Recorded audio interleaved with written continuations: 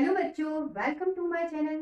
आज मैं आपको पढ़ाऊंगी आपकी बुक की एक्सरसाइज 5.2 क्वेश्चन नंबर 4। बेटा, आपको इस क्वेश्चन में ये पाई चार्ट दे रखा है।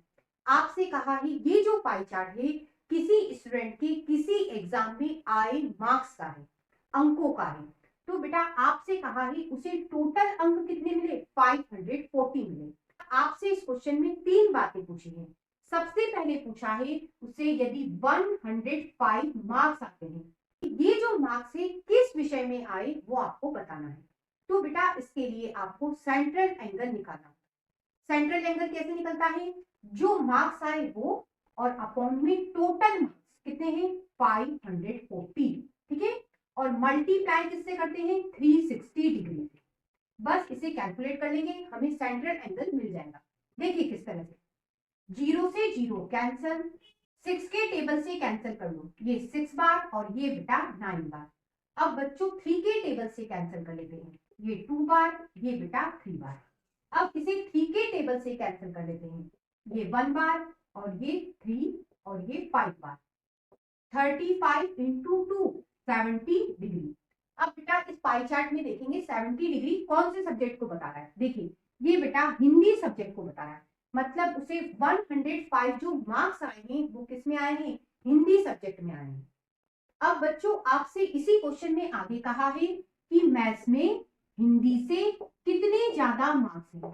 तो बेटा हिंदी के मार्क्स आपको पता है 105 है, क्वेश्चन में आपने पहले ही पता कर लिया है ना, पहला पार्ट, ठीक है। अब बेटा हम ये पता कर लें कि मैथ्स में उसे कितने मार्क्स आए, तो हमें पता चल जाएगा कि मैथ्स में हिंदी से कितने अधिक मार्क्स हैं।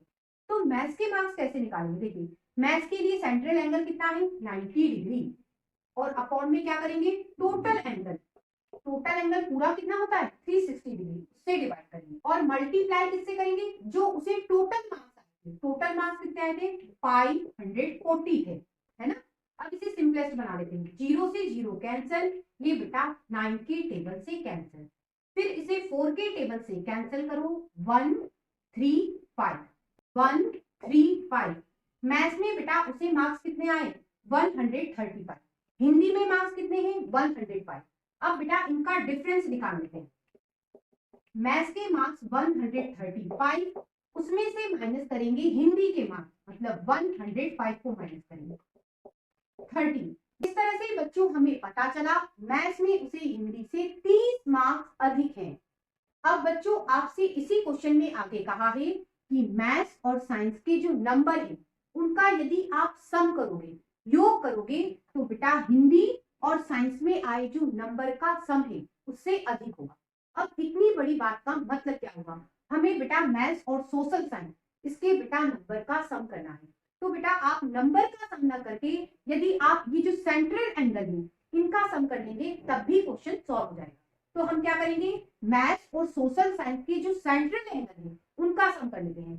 तो क्या आएगा 90 डिग्री प्लस 65 डिग्री, जोड़ेंगे 155 डिग्री, ठीक है। ये क्या है बेटा मैथ्स और सोशल साइंस के सेंट्रल एंगल का सम करा। अब हम हिंदी और साइंस इसके सेंट्रल एंगल का सम कर लेते हैं, मतलब 70 डिग्री और 80 डिग्री का हम सम कर लेते हैं। तो ये आया 150 डिग्री। अब बच्चों आप देखिए आपने ये जो सम करा ये किसके लिए है, मैथ्स और सोशल साइंस के लिए, और ये किसके लिए है, हिंदी और साइंस के लिए। आप देखिए ये जो सम है बेटा इससे क्या है ज्यादा है। तो आपसे यही कहा था आप चेक करके बताइए इन दोनों सब्जेक्ट के जो अंकों का सम निकलेगा वह इन दोनों सब्जेक्ट के अंकों के सबसे अधिक होगा। तो बेटा सेंट्रल एंगल ही ज्यादा आ रहा है, तो इसका मतलब ये हुआ ये जो आपको स्टेटमेंट दिया है ये क्या है, सही है। चलिए फिर मिलेंगे, फिर कुछ नया सीखेंगे, तब तक के लिए गुड बाय।